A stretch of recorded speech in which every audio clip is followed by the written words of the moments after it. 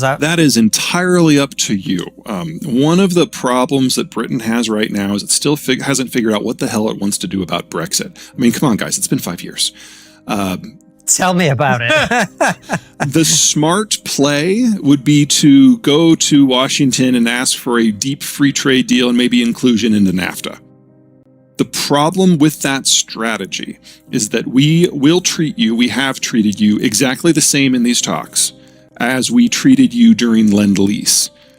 So we gave you in Lend-Lease 40-odd outdated, badly constructed, mothballed destroyers in exchange for every military facility you had in the Western Hemisphere. That's the scale of the capitulation that Washington is going to demand. That means all your deals with Ireland or on Northern Ireland have to stick because we like those. That means you have to surrender to American agricultural norms, which means most of your farms will go out of business. And that means that the financial hub needs to move from London to New York. I mean, these are non-negotiable from the American point of view, and that's one of the reasons why the trade deal has not happened. The rhetoric of the Brexiters that they would just be able to go to Washington and get a better deal, not true. But what the Americans are demanding is the best you are going to get. And unless the UK comes to that conclusion on itself, then it is trapped at the edge of the European system. Now, the European system is facing its own mortal problems, but you can no longer be part of whatever the planning is for the next stage.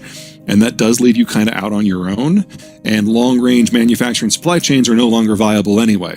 So you do need to partner with someone. And that either means crawling back to the EU, which I don't think is a viable option anymore. Well, let's start with kind of the conventional wisdom, because it's not all wrong. I'm usually the guy who pokes that, but not this time. Net zero, with today's technology, until we have figured out a low-cost mass storage electricity system. And that means storing electricity not for 4 hours, but for 4 months, so you can make it through the winter. Until we have that technology, net zero is really dumb from an environmental point of view. Forget from an economic point of view. It's suicidal from an economic point of view. But from an environmental point of view, there isn't enough lithium on the planet to make that work. Now, in the UK, you do have advantages over almost everyone else in your hemisphere because the UK has some of the best wind resources of the world. And if you put a wind turbine high enough, you can tap stronger currents that are more reliable that can actually generate baseload. We're seeing that in the North Sea. In the United States, we're seeing that in Texas, and we're seeing that in Iowa. It's not foolproof, but wow, is it better than what we had 5 or 10 years ago. So I don't mean to suggest you can't green your system. I'm just saying that getting to zero today is not possible. And if you try, and if you do it by decommissioning more reliable energy producing systems, which almost by default means nuclear or fossil fuel, you are going to have high prices and rolling brown and blackouts. We are seeing that across Central Europe right now. The technology just isn't there. So it's real. That doesn't mean you should give up. People have ideas. People have bad ideas, and politicians of all flavors strap onto them. We've certainly seen that in my country in the last 5 years. You are not unique in that. So whether that makes you feel better or worse, I do not know. But I certainly agree that net zero in its current form with today's technology is economically and ecologically suicidal. But that's only one piece. So We've got the Ukraine war then. The Russians have recently shut off Nord Stream, and we know that all the pipelines that are crossing Ukraine to Europe are going to get blown up one way or another this calendar year.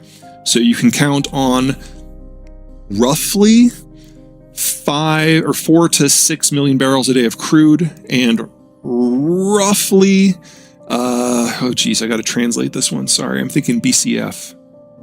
It's 9 to 12 BCF. So what's that? 90 to 120 billion cubic meters of natural gas a year going offline before the end of the year.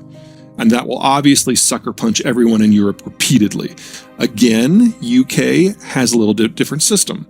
You're further from the Russians. You hardly use any of their stuff. You have the option of taking stuff from the North Sea first.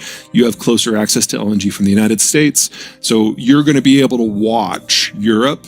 And when you're not giggling, because that would be rude, you're hopefully going to learn a few things on what not to do as you're adjusting your own energy plans. But all of that is going to be inflationary no matter who you are. We're losing potash fertilizer that used to come from Russia and Belarus. We're losing phosphate fertilizer, which used to come from China, and we are losing nitrogen fertilizer, which is made from natural gas globally. So we know food prices have to go up. Again, I don't see the UK starving, but that contributes to inflation. But what's really going on, in my opinion, is a labor story. In the UK, in the US, our largest generation has been our baby boomers. They're all retiring right now. And the kids who are 0 to 20 who are now moving into the workforce, they are the smallest generation that either of our countries has ever seen. In the United States, that is already an annual shortage of 400,000 workers. In my country, that's going to go up for the next 12 years until we hit 900,000. So we are looking at labor inflation here being higher than inflation in energy and food and manufactured goods combined for a decade. That's a lot more difficult than it sounds. Now, the advantage we've had in the United States is we've got the elbow room.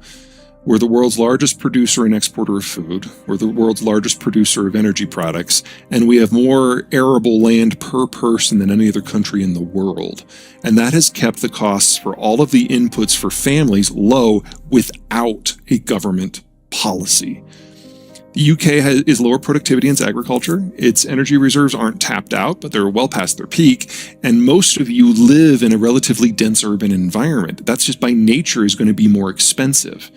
So if you do decide you want to fix this with policy, the country to have a conversation with is Sweden, and not so much about what to do, but about what not to do.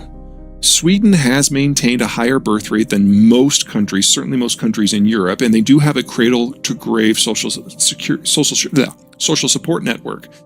But it's come with some of the highest tax rates in the world, which actually makes Sweden a very expensive place to live. If it wasn't for the support, no one would be able to have a family. In addition, there are a lot of societal negatives that come from it. So, for example, they've got this great program where a young mother with her first kid gets so many months off work with pay. She has a second kid, it adds on an additional time plus some. Same for a third, same for a fourth. What that means is that if you're under age 35 in Sweden and you're a woman, it's impossible to get hired. Because you could go in for your first day of work, say you're pregnant, and then not work a day for 8 years. So yes, higher birth rate, but it comes at the cost of just screaming economic inequality between the sexes. This is hard. Social engineering is incredibly difficult. It will always have side effects. The United States has been fortunate in that geography takes care of most of it for us. And they're not going away. I mean, the baby boomers are the largest generation the West has ever had, and they're going away and they are never coming back. In the United States, we have to wait 10 years for the millennials to kind of fill this out. Most of the advanced world doesn't have a millennial generation. So we're not going back to where we were pre-COVID or pre-Trump. That is not possible. We don't have the numbers. We have to find a new way to function. And if you want to get a little optimistic / depressed, it all depends upon your point of view. If I'm right about China, crack on. Yeah. If I'm right about China and we're looking at the disintegration of the Chinese system, and if I'm right about Germany and we're looking at the end of the German system this year, that's a lot of manufacturing that is going away. Now, your country and my country are excellent at manufacturing. In terms of value added, we're actually better than the Germans. But to rebuild those supply chains somewhere else, especially in short order, especially during a time of protracted labor shortages, that is also inflationary. By the numbers, that has a possibility of working. Now, in the European Union, that is exactly what you did for the last 15 years, and it's one of the reasons why the Central European economies are now facing demographic collapse. Everyone who's under 30 left for the West, or the Western European countries. You can only do that once. So you're talking about now going further afield. In that, the United Kingdom absolutely has an advantage over the rest of the EU because the UK has always had a more open definition of self, because by definition, the UK is a merger of multiple ethnicities without necessarily erasing them in the way that the French did or the Germans did. And that makes you a little bit more culturally open, but it will not happen by accident. You're a freaking island. And You just need to build the system that allows them to come in either from the former colonies or from countries that are closer. There are ways to skin that cat. All of them generate a degree of political backlash, and I think it's safe to say that everyone in the UK right now has a fresh appreciation for just how touchy you can be when it comes to your politics.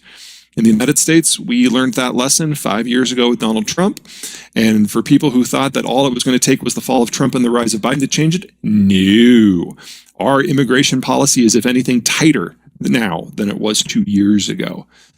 This requires a significant cultural adaptation. We go through phases, and right now, both countries kind of like the doors shut.